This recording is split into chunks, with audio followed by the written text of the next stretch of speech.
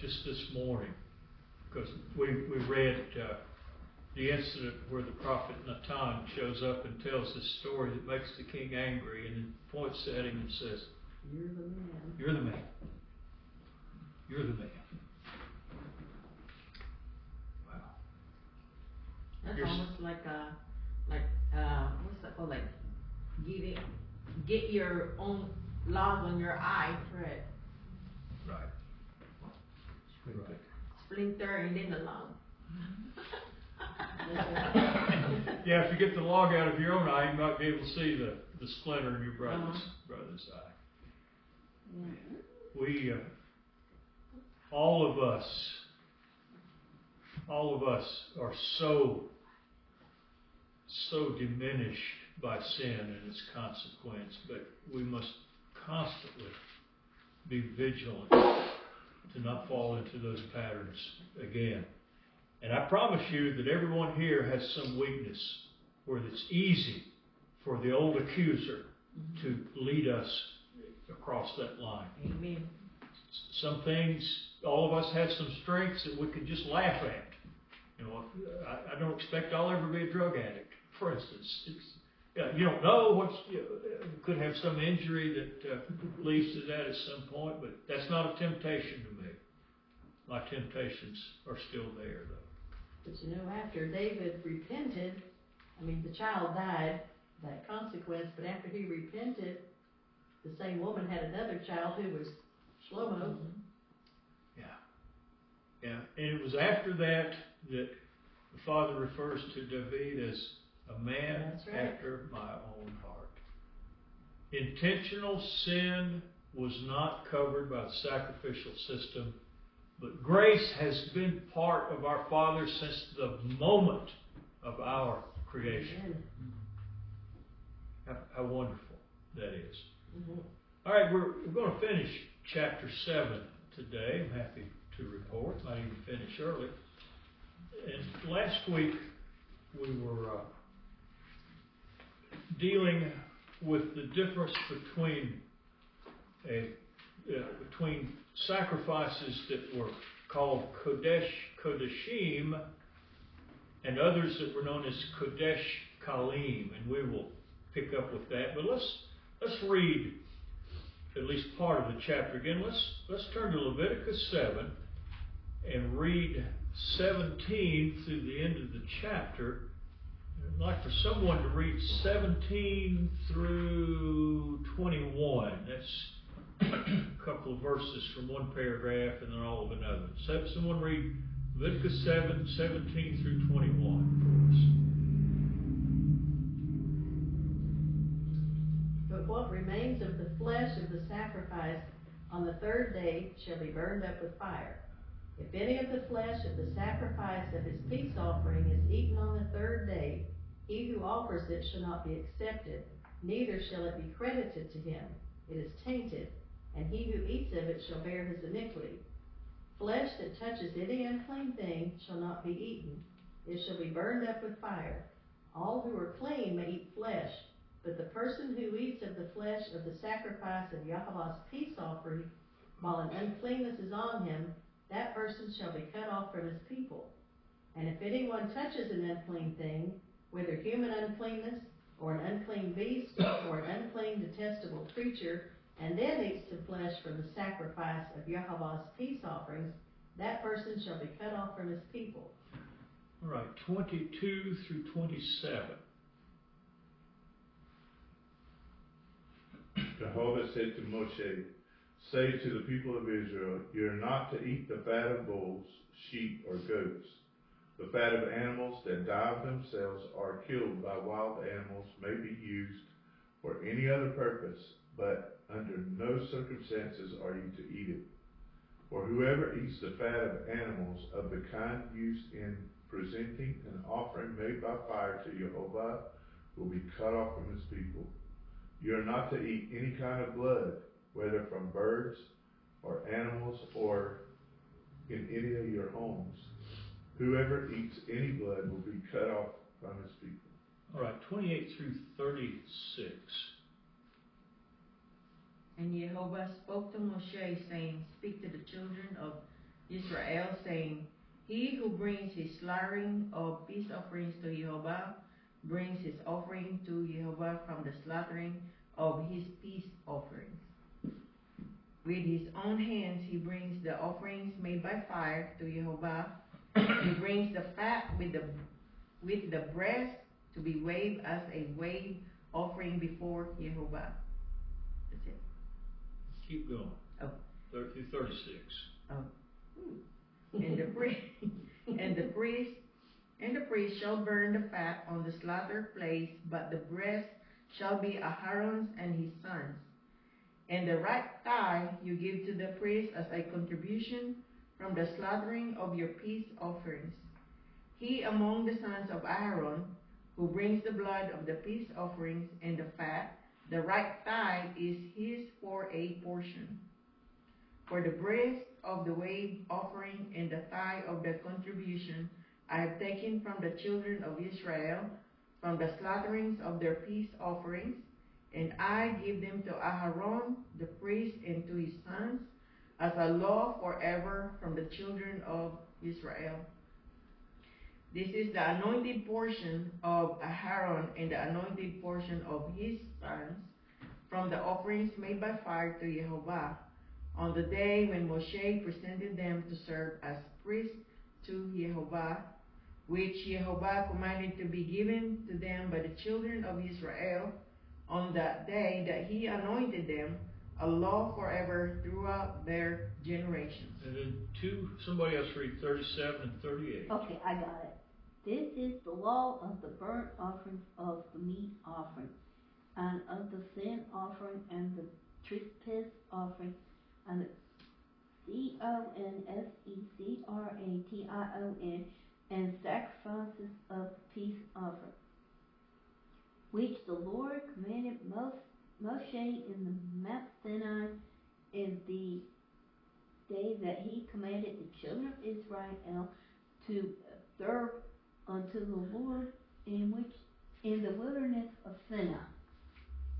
Thank you. Thanks everybody for reading.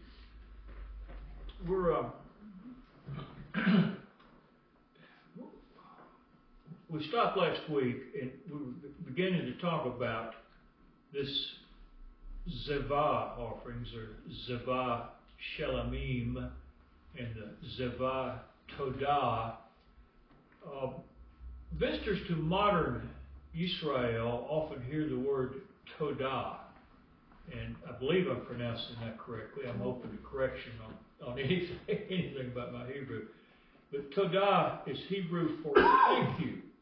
It can also mean thanksgiving. The idea behind the Zevah Todah was an occasion to express gratitude to Jehovah. Do we ever have times when we just like to say a special thank you to the Father? Here is a specific offering intended to do that. This sort of gratitude is often motivated, for instance, by being delivered from a dangerous situation, maybe healed from a dread disease, or even a semi-dread disease, or just something that's aggravated you for a long time, or surviving a battle. We don't think much about surviving battles in this current phase of our life and culture. But perhaps we'll come to a time where the ability to go into a battle and come out alive will be an expression, or a time to express great gratitude to the Father. It's been a long time since any war was fought on our soil here in the U.S. May not be forever that way. And certainly we know that when Yeshua returns, the world will see tremendous battle. And I'm not sure what role we will play in that. Maybe some of you have a better idea than that. Will we be active participants in those wars? I don't know. But certainly surviving a battle. And I've known a number of people who served in Vietnam, and I know a number of people who served in the Gulf War and in Afghanistan. And to hear them talk about what it's like to go in to a battle situation and come back without someone that was dear to them is a powerful testimony of how fragile life is. So here is an offering, a burnt offering, a sacrifice that is specifically designed to allow someone to say a special thank you to Yod-Heh-Vav-Heh. The Zevah Todah was always accompanied by a mincha sacrifice, and let's remember that is a grain offering. And depending on the purpose of the Zevah, the accompanying mincha could involve leavened or unleavened dough. And I did not find specifics on this point, but I'm sure somebody knows more about that.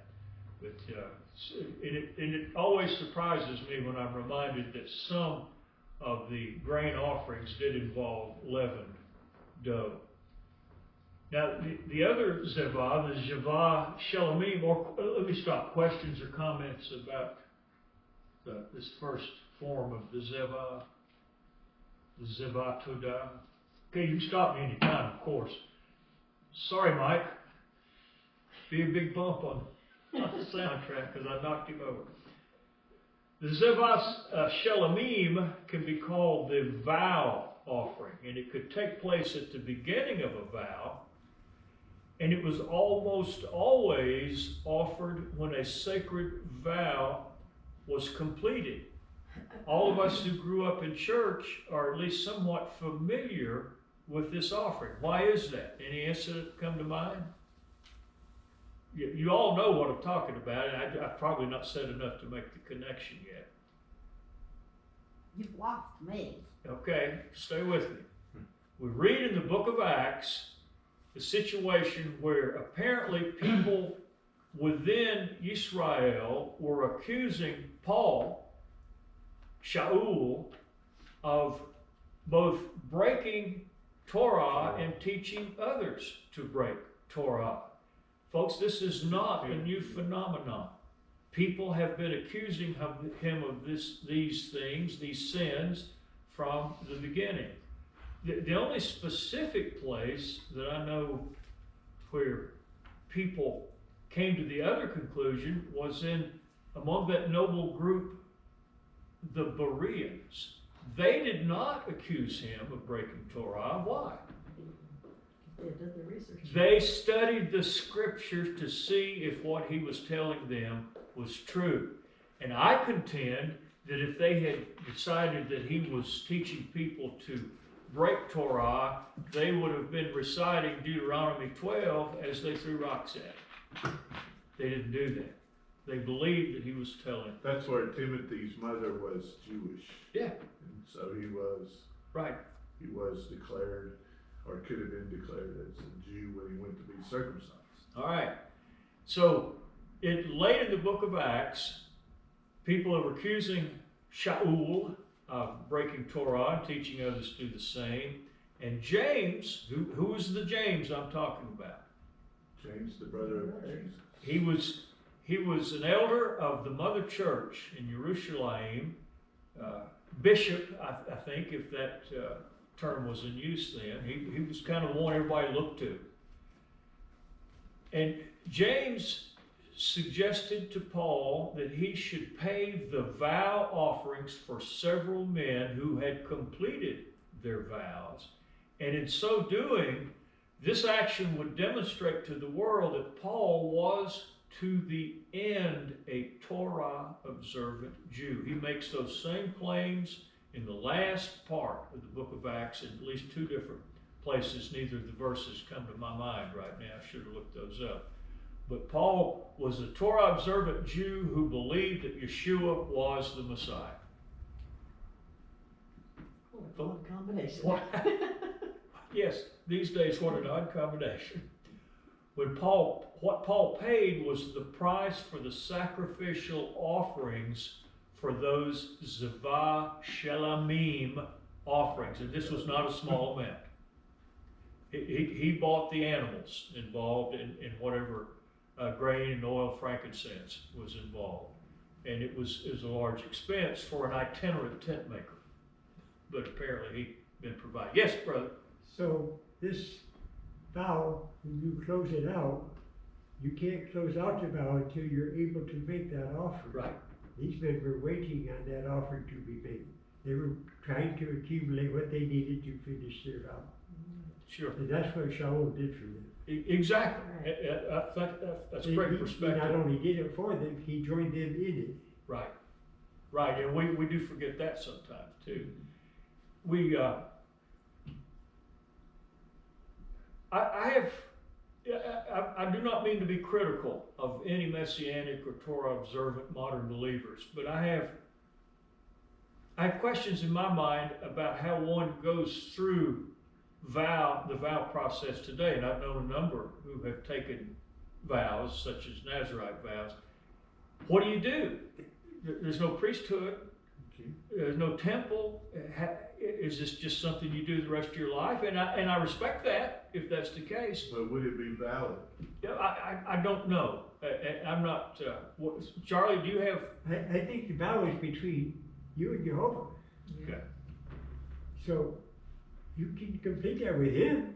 Okay. You say, I'm going to do this, do that. Okay.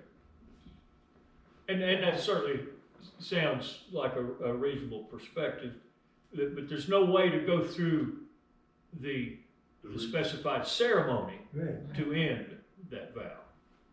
Okay. Well, remember that guy, when he made a vow to Jehovah, to, whoever first come out from his house, he will offer that to Jehovah. Is that Baruch?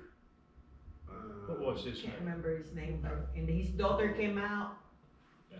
And he had to fulfill that vow that he done.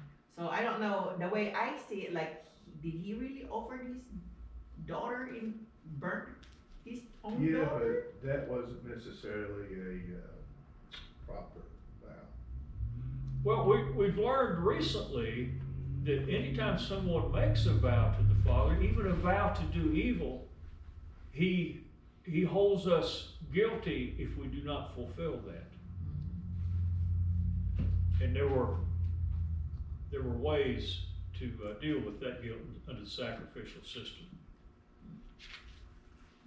Any other questions or comments about these Zavah Shelamim or Zavah Todah? So, we've mentioned before that a time will come where we, have these sacrifices again, and we wonder why will we want to do Thanksgiving? Right. That could be one of them. Right. I've spent a good bit of time recently attempting to get a better understanding of what role sacrifices will play under what I would call the third temple system. And I can't find anyone who has, even Tom Bradford kind of throws up his hands and says, I don't understand it. There's mystery here. Well, the peace offerings would still be valid. Yeah, and Beverly's making the point that these offerings of Thanksgiving. Oh, okay, so Still yeah, appropriate, so too. peace I have a offerings. question. A living Is not Thanksgiving a pagan holiday? Well, what Beverly's Or is talking it about just was the way you not that celebrate? holiday. I don't have any problem observing Thanksgiving, but I have dear friends who won't have anything to do with it because they claim that it has origins in the Harvest home for me. harvest home And it from does. ancient times. It really See, does. that's what I was questioning probably, because I'm wondering about that, because I've heard, well, once you become a Christian, you're not supposed to celebrate that at all. Certain things, and I've heard that. But then, I know Christians who do, and I'm like, well, Yeah, most Christians. but I've heard some say, well, you're not supposed to, and they don't, like anything, even your birthday. Right. And I've read history of pilgrims, and they lived in Holland with the Jews. When they left England because of persecution and settled in Holland, because they were foreigners, they ended up living in the Jewish quarters.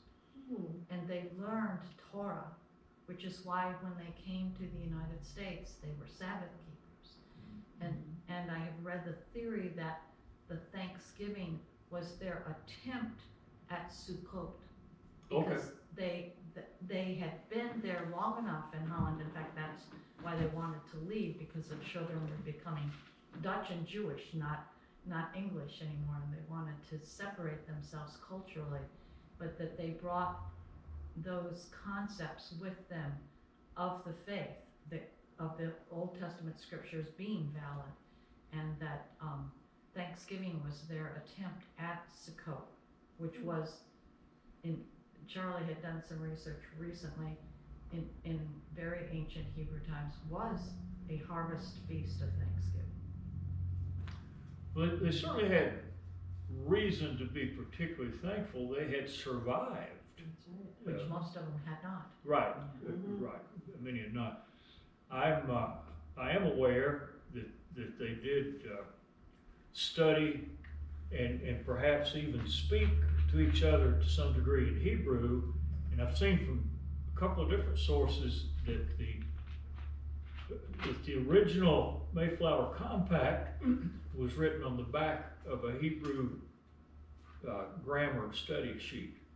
Worksheet. This is fascinating to me if it's true. And I want to say it was in Plymouth. That's one of the founders. I can't remember. It might have been William Bradford. His headstone is written in Hebrew. Okay. But at the time of the American Revolution, the Hebrew language and culture were a big deal in this country to a lot of people. It was considered an option for language for this Sure. country. Yeah. It was certainly. It was used in the congressional meetings. What? Because most of the people were multilingual, spoke several languages. The Hebrew was common to most of them. Fascinating. How times change. Yes. How things adjust. I'm going to roll on. Oh, go ahead, brother. Ezekiel 45 says, at all the designated times the house of Israel, he is to put, and this is talking about the prince, who should be Yeshua. He is to prepare the sin offerings, grain offerings, burnt offerings, and peace offerings to make atonement for the house of Israel. So, I mean, that's talking about the millennium as far as I know, Ezekiel 45. Ezekiel 45 what? It's the temple of the millennium, right after 44. What verses? 17. 45, 17. 17 and following. Yes. That's after the temple is built, the Ezekiel's temple. Well, we're going to talk in just a few minutes about why we're enjoined to not consume blood, and we'll probably come back to some of this during that section. Verse 17 begins general rules of sacrificial procedures, and they're presented here in the context of these Zevah sacrifices. One of the things we learn is they had a time limit for consuming meat from sacrificed animals. All of my previous years of reading, a cursory reading of Torah, I had missed this time limit. I'm sure I'd read it numerous times, but it hadn't stuck in my head till now. Both priest and non-priest had 2 days to eat the meat that they were allowed to eat from sacrifices. On the 3rd day, it had to be destroyed by fire. If someone ate sacrificed meat after the 2nd day, the original sacrifice was negated. It was no longer effective because it had been defiled. On the 3rd day, the meat became ceremonially unclean, and eating it was more than becoming ceremonially unclean. It was a sin. It was not a sin to be ceremonially unclean. It was a sin, though, to be unclean and not take steps to remove that uncleanness. With me? Verse 20 states that if a worshiper eats sacrificed meat while in a state of ceremonial uncleanness, he must be kicked out, cut off from Israel. This is I think the most serious penalty you could experience, because where does Scripture say that he will redeem anyone other than Israel? This thing the church is bad to miss. There's no promise of salvation outside of Israel.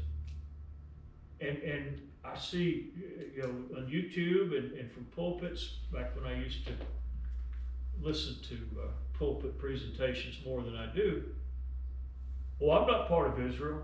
I'm a Gentile Christian. You have no promise. What? Right, no promise. No promise goes with that. Let us not be cut off from the only source of God's salvation.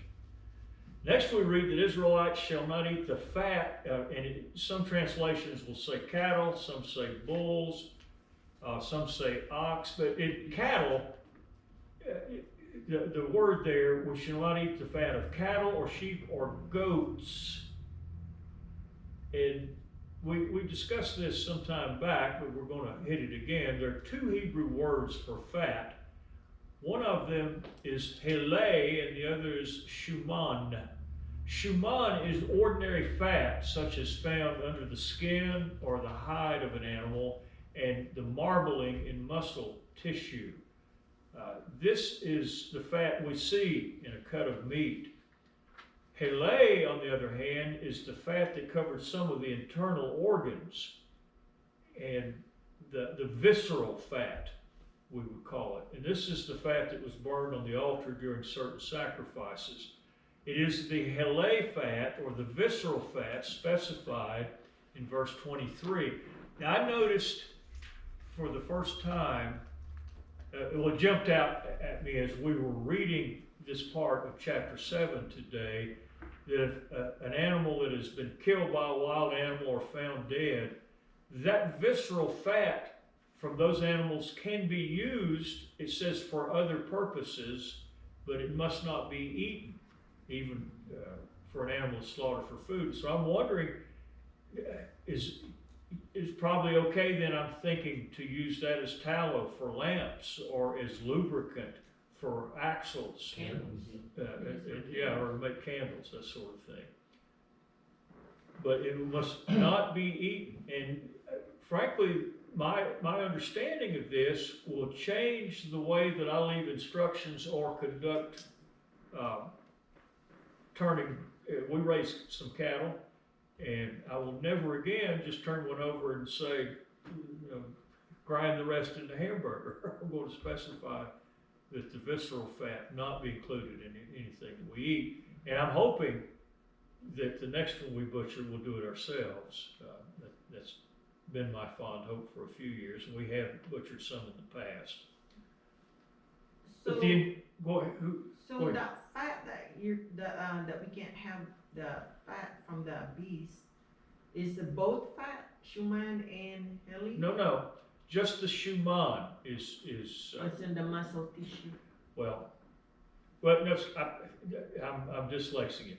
We can eat the shuman. It is the hele fat that covers the main organs that we're not to eat. Well, Anybody else have input here? And this, we're going to see this injunction was permanent and universal. No matter where Hebrews live, they're not supposed to eat of that hele fat. All right, going on a little bit. Verse 26 says Israel's not to consume blood. Blood drained from any slaughtered animal cannot be made into some kind of food. Certainly, much of Europe and my British ancestors in particular are big fans of what they call blood sausage. And if you If you're familiar with the term full English breakfast, and both the Scots and the Irish use the same term from their own perspective, full Scottish or full Irish breakfast, that always includes something called blood sausage that includes blood. So I know that was commonly done in Britain, and I know it's commonly done in France and Germany and Italy. But my ancestors did not get that. I have never in my life been offered blood sausage. I wonder if any of the rest of you have come up in a tradition that did offer blood sausage. You did? No, it didn't come up in it, but blood soup in Thailand. Blood stew. Oh yeah, well I'm talking about here. Oh, not here, no. Oh, See, and this is the point I'm leading to. Almost all of the rest of the world commonly consumes blood. I've heard of blood pudding, but I don't know. A lot of African tribes live off of the blood of the cattle. Sure, the Maasai Maasai. are famous cattle keepers, and they will open a vein and drain blood and then patch it up so the animal can carry on. It's common in South America, common all across Asia, all of Africa to consume blood. And yet, we're told specifically not to consume blood. We can't make it into any kind of food. We can't use it as an ingredient in cooking. We cannot drink it. All animals slaughtered for food must be well drained. Beverly and I have recently butchered one large chicken, and we made sure to do so in such a way that the blood was effectively drained. And we're getting ready to test my suspicion. We have 19, see, these are young cockerels, maybe 6 weeks old, of the white leghorn variety. Maybe they're probably older than 6, they're probably 8 now. I only need 2 of those, so I'm going to test my suspicion that the rest of them are Catholic clergy. See, I suspect they're friars. We're going to find out. But I promise you they will be well drained. Yes, Charlie? So this prohibition on blood, why is this in here? Well, Apparently, stay with me. Oh, well, go ahead. If you have, apparently there was a need to tell them to quit drinking the blood, eating the blood. They grew up with this in Egypt. yeah. You're not going to do it anymore. Well, I'm going to share my understanding of that. In fact, I'm coming right into that. And if you want to add more, please do. I have in my notes, consuming blood was common around the world at the time of the Exodus. You're confirming that. But it still is, and including our European ancestors. When I say our, most of us are mostly from European extraction. Animals which were sacrificed, not only was the blood drained according to proper instruction, those animals were liberally rubbed with salt. Now, why is that? To dry up. Salt absorbs, it pulls blood out of the muscle tissue and absorbs that blood, and then that that salt was discarded. And it took me years to understand when Yeshua spoke of salt which has lost its savor, he was almost certainly referring to this large pile of salt which had been used to remove residual blood from sacrifices and then discarded. What's it good for? Cast out, trodden under the feet of men. And it doesn't even last well as covering for a path, because when it rains, that stuff's going to melt. And so you had to be careful where you cast it, because it ruined that field. That's So right. they would salt the field of their enemies a lot. Sure. And that was common in ancient times. I find that fascinating. That's really something. When it's not enough to just defeat your enemy and kill most of them, you're going to make sure they can't even grow crops in the future. Now that is intense. And we'll probably see that again. Exactly, I- we'll see it again. Oh, yeah, yeah. You'd it's be like seeing it we'll now. see it again. Yeah, I think they are. All right, my best understanding of the injunction against consuming blood is this. Our Father has set aside blood as the one and only medium for obtaining atonement. Therefore, it should only be used for that purpose. Of course, and I'm not talking about its intended role as the sustaining life. The Bible says the life is in the blood. If you have any problem understanding that, watch what happens to an animal when you remove the blood from it. We all die without a minimum amount of blood circulating in our system. Elohim has ordained that blood is the only acceptable means of atonement, but the sacrifice of Yeshua transformed, did not do away with, in terms of its significance, it transformed the Levitical sacrificial system. Blood is still the only means of atonement, but now only Yeshua's blood will suffice. The blood of animals has lost its efficacy to atone for sin. However, and I think we're in some agreement here, we've talked about this already, the blood of animals may well still serve the Father's purposes for expressing gratitude and for commemorating vows. Am I saying things that are confusing? Let me hear from you. So that's what I've always told you, rub salt if you have an open cut. Well, salt has a number of healing properties in addition to absorbing blood and drying out what it's in contact with. The reason that my family, for untold generations, survived on the abominable swine's flesh is because salt converted pork into ham, and ham is almost indestructible. There's an old bluegrass song called "You Can't Hurt Ham," and Salt is also a preservative. right. Which is interesting to think that it draws blood, and Yeshua died on the cross for us, and his blood preserves our eternal life. Yes. Yeah. Thank the Father for that. So I was just thinking about maybe blood also has a spiritual value, since even after it was spilled, it cried out to Jehovah as he, now whether that was just, Yeah, did Abel's blood really talk, or was it just its presence an offense? Yeah. Because there's 2 or 3 places, that brings me to there's 2 or 3 places where I've been reading. I know one's in Genesis, and I know one somewhere, I can't remember what was, the blood cries out from the field.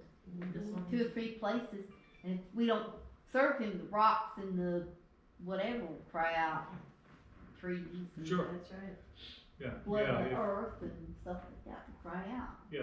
When Yeshua rode into Jerusalem riding that donkey, and people were crying out, "Hoshiana, blessed is he who comes in the name of Yehovah," the Jewish leaders told him to make his disciples stop. And what did he say? He said, "If they shut up, the stones will cry out." Yes. There's somewhere in, I think, Joel or Psalms too. Yeah, I wouldn't know the specific incidents I'm other not than sure, one in but I know Genesis. somewhere in the Old Testament. Yeah. New too. Well, this idea has certainly, it's been pervasive in our culture. When I was probably a sophomore in high school, we read a great deal of Edgar Allan Poe that year, and maybe in my freshman year. One of Poe's famous stories was called "The Telltale Heart." A murderer who had gotten away with the crime finally confessed because he kept hearing the beating of the heart of the dead one that he'd concealed So at least in his mind, his victims' blood function, the heart pumping, was crying out and tormenting him. The So end of the floorboard was. he buried the corpse Yeah. under the floor. And it looks to me like the aroma would have been crying out too. Yeah. Maybe that was part of it. So the idea that of the spirituality you're talking about, of blood crying out, has not gone unnoticed, at least in Western culture. Yeah, if blood has life, life calls out, so. Go ahead. Is that cut off, I don't have my phone, but is that cut off, banishment, or is, cause you know that sometimes when it says cut off, that means to put them to death. Right, sometimes know being if cut that- off included that. At the least, to be cut off was to be excluded from Israel, from his Right. community, from the camp, to have to go Shunned. away and not live among them anymore. So I was wondering that same thing. He says cut off from his people. Which ones are his people? His family? Or is this Jehovah's people? That's my understanding, cut off from the nation that the Father has declared to be his own. Not just his immediate family. And we see dramatic examples of that in Exodus. In at least one occasion, the ground opened and that being cut off was immediate, physical, and permanent. The ground swallowed a large group of offenders, and we also see fire consuming other offenders, and that was cut off with more. But for some sins, the people were executed, and this term was used then as well. Any other thoughts there? All right, the end of verse 26 includes the phrase, "in any of your settlements."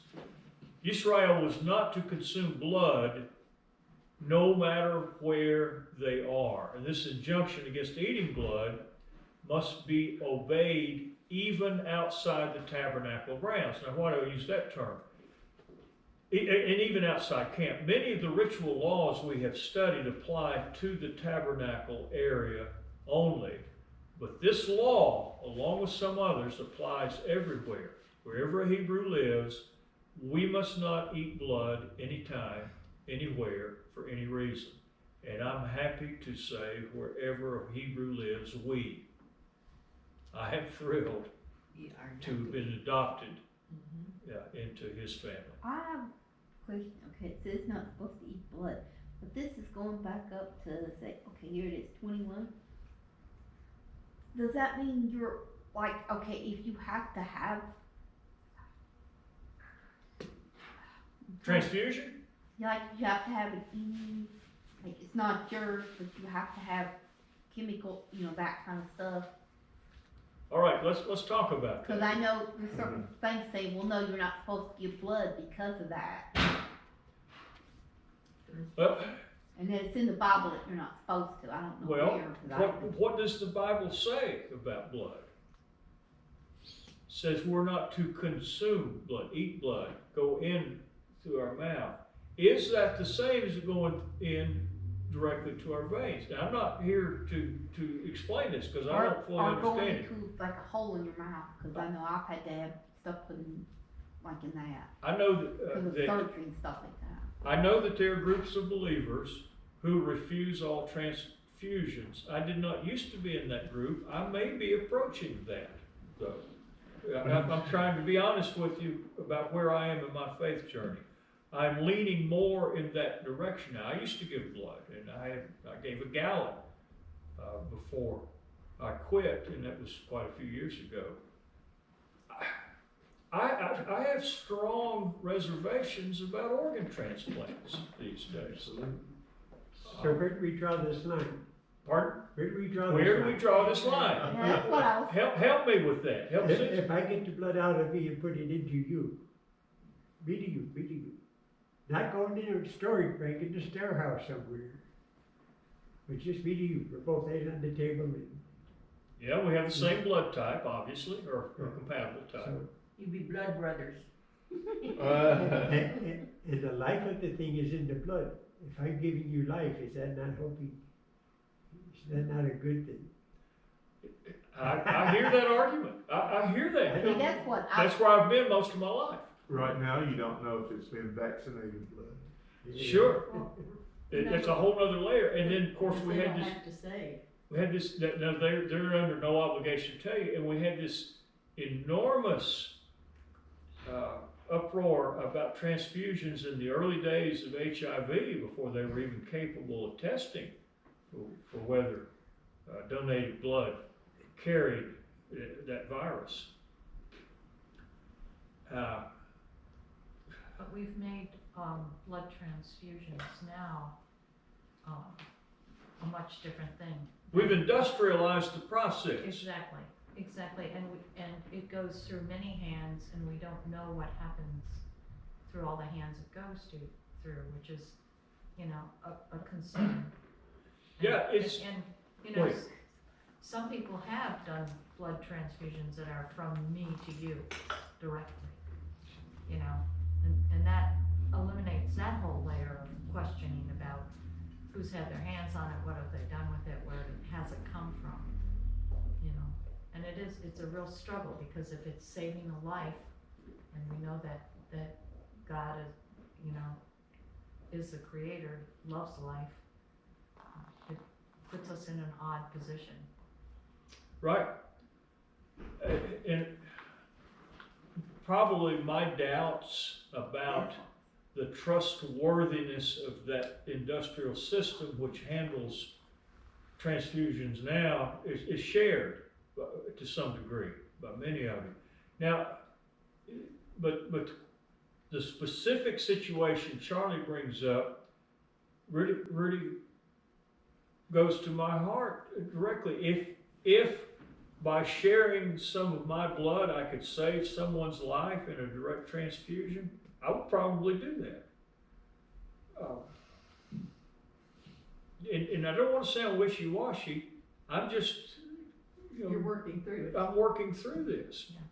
I have come a long way from the days where, you know, I wanted to sign that organ donor card first thing, and I wanted to be in line to give blood at every annual conference we went to when we were in the Church of the Brethren. I'm not there anymore. But where I am, I don't completely understand, and I'm bearing my soul. There's more on that Ask path. for clarification. What? There's more on that path. A lot of people are getting cadaver hearts. They're getting port heart valves are the number one way. Number one valve replacement, yeah. Valve replacement right now. There are many things So it worse just than seems death. like one of those paths. I'm sorry.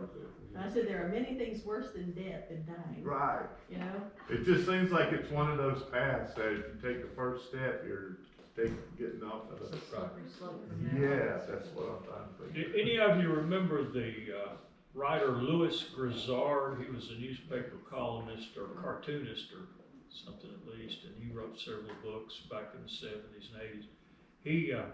He made a big deal about having a port valve in his heart. It didn't do it all that well all that long. He died just a few years. One of his famous titles was "Aim Low, Boys, They're Riding Shetland Ponies." And he had another comedic book called "Elvis is Dead and I Don't Feel So Good Myself." And the only reason I mention that is because that's the first time I realized that they were putting pig parts in people. That's before I had these profound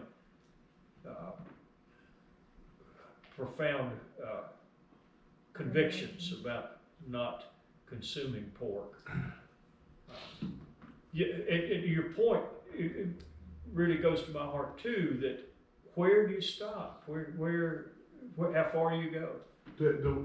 One of the big things that's changed is the ethics of the whole system, because Most of the scientists that are doing these things are atheists to begin with, so there's no thought of any ethics in how far they'll go, you know, and that's gonna go on into, artificial intelligence and people. Right. They're already, Elon Musk is already working on a brain implant. Yeah.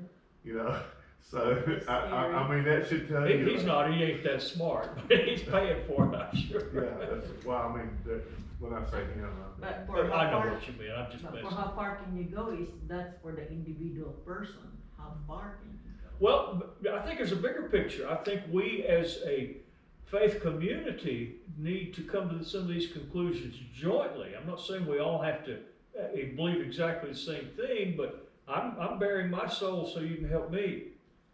Pollyanna, you? Yeah, because this brings up a big prayer request from me to all of you. In June, 6th of June, I see a cardiologist.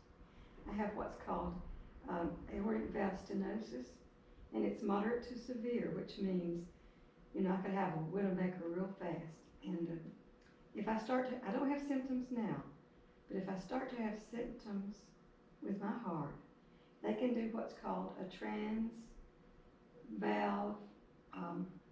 transaortic valve replacement or open heart. Either way, they'll put a new valve in because my valve is blocked and closed.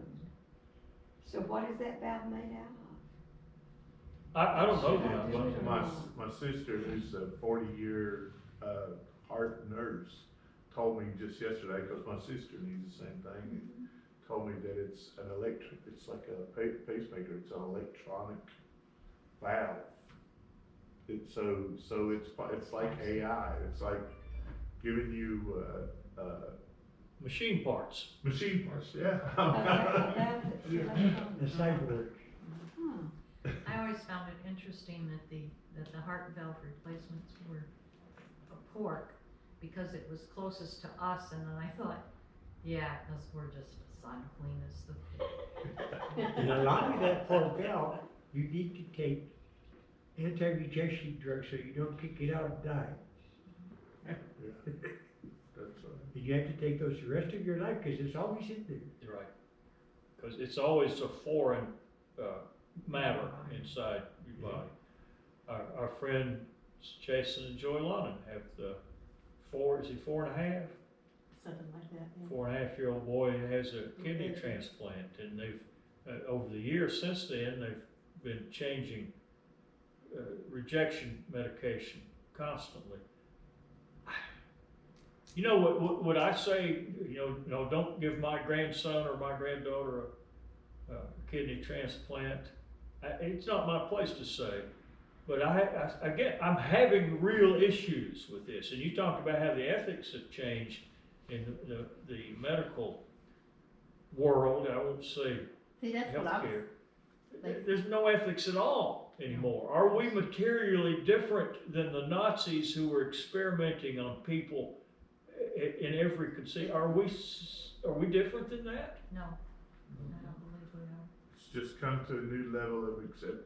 Well, but it's also come to a new level of technical capability. We could, if the Nazis had had the technology we have now, would they have produced that AI conglomeration, maybe, or the real Frankenstein's monster? I think it goes further than that. Okay, We have to hit on the profitability. proper what? The profitability. Is it How How profitable? much money can I make doing this? Yeah. Oh, is Okay. it profitable? You know, can I keep them alive but sick? Right. So they that I can come to That's- see me and give Can me I a keep them dollar. alive? How long can I keep them alive and keep them sick? I delivered a baby for a neonatal nurse who had, at home, who had, had she had twins spontaneously in her kitchen floor, and the hospital proceeded to attempt to keep them alive and took custody of them even though all of their organs were dead.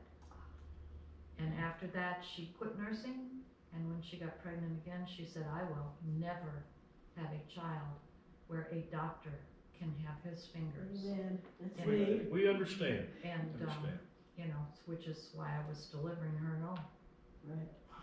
All right, let me push on a little bit, because we're not far from the end. We'll talk about this as much as you want. All of chapter 6 and the first part of chapter 7 were primarily aimed at the priesthood. Verse 29 of chapter 7 is specifically directed at, quote, the people of Israel, unquote. That is the laymen, ordinary worshipers.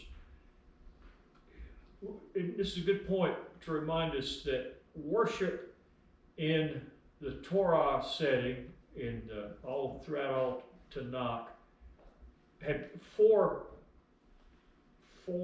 components. We had the divine Yehovah, and the high priest. We had ordinary priest, and then the congregation. Well, following Yeshua's death, the first two roles are combined in one. Elohim and the high priest, Yeshua is both. And now we have the priesthood of all believers. So there is this kind of a shift in the way worship is conducted. Not abandoning Torah, but just the logical conclusion of Torah in this matter. And now we're talking about people who are, I guess in a sense, at the lowest level of that, the layman. This instruction concerns the Zavah Shelamim offering and the requirement that the worshiper must present the Zavah Shelamim sacrificial offering himself by his own hands. So what does it mean to present the sacrifice? This does not refer to placing the animal on the brazen altar. That is always a task reserved for the priest. Only a priest may perform that. Rather, in this sacrifice, the worshiper lifts the animal, makes a waving motion with it before Yehovah, and this is called tenufah, and tenufah is often translated presentation. Now, of course, the worshiper is not lifting the entire animal, only the portion that will be burned on the altar. And that portion is given to the officiating priest, who arranges it and burns it on the altar. Stuff happens. We were so close to the end, too, and let's wrap this up. It will only take a bit. We've previously considered the fact that there were two primary classes of offerings, the Kodesh Kodashim and Kodesh Kalim. And of course, Kodesh Kodashim is what's referred to in most of our English translations as most holy offerings. Kodesh Kalim offerings are of slightly lesser sanctity. And last week I compared this to the difference between the holy place in the temple and the Holy of Holies. Both are holy, but the Kodesh Kodashim is a higher level of holiness. Most of the most holy offerings in fact, all of the most holy offerings did not include much participation by the worshiper. The slightly lesser sanctity offerings did involve significant participation by the worshiper. Verses 34 and 35 reinforce a couple of general rules previously discussed. Verse 34 says, Yehovah has taken the meat of the Zevah offering and given some of it to the priest. When something's brought to be sacrificed, and we've talked about this a number of times, it immediately becomes Yehovah's property, holy property, and therefore it's his decision to turn some of that holy property over to the priest. At the end of verse 35, it explains that what has just been instructed is to take place after Aaron and his sons have been consecrated as priests. This has not yet happened. So to put this in perspective, Leviticus chapters 1 through 7 are speaking of future events. As of the end of Leviticus chapter 7, the wilderness tabernacle has not yet been constructed. We're given these instructions in advance of their need. Elohim is preparing Israel for what is about to come. And I thought we were going to end up with a big block of time today, but I made the decision not to go on to chapter 8, even to give introductory material. But we don't have a big block of time today. We have succeeded in using most of it. So, anything else anybody wants to say or question? We will begin chapter 8 next week, and the book shifts gear just a bit from rituals, instructions for the rituals, and now we're going to be considering preparations for physical aspects of the priesthood. And so it was still that way. Years later, the rabbis studied from 20 years old to 30 years old before they served. 10 years to study what to do before they did. So it's probably not that big a deal. We're taking several months. Right.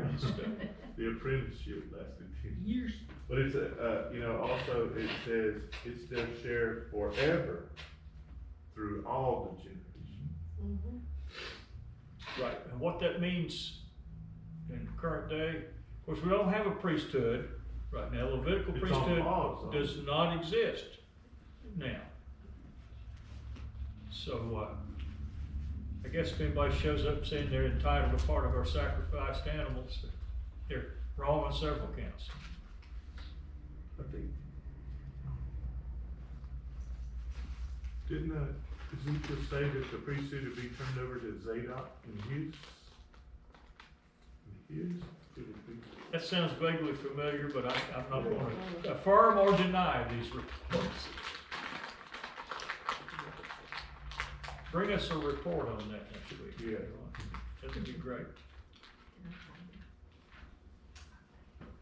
So earlier you were talking about leavened bread being offered. I'm having trouble here. Talk about what? Leavened bread being offered? Yeah. It's not offered on the altar. There should be no leaven and no blood offered Right. on the altar. It was given to the priest. Exactly. It's still part of the mincha offering, Right. though, but not a part to be burned The on the priest altar. would get their portion. Thank you for clarifying that. That's In exactly. Shavuot, there's 2 leavened loaves offered. Yeah. Not offered, but waved. Wait. Wait, That's right. And of course, the showbread was leavened bread as well. But isn't it only unleavened bread is for just for the Passover? No, No, it's fair. any part of the mincha or grain offering that was burned on the altar was unleavened, and that happened every day. But there were provisions in certain mincha offerings for leavened bread that was waved before the Father and then given to the priest as part of their provision.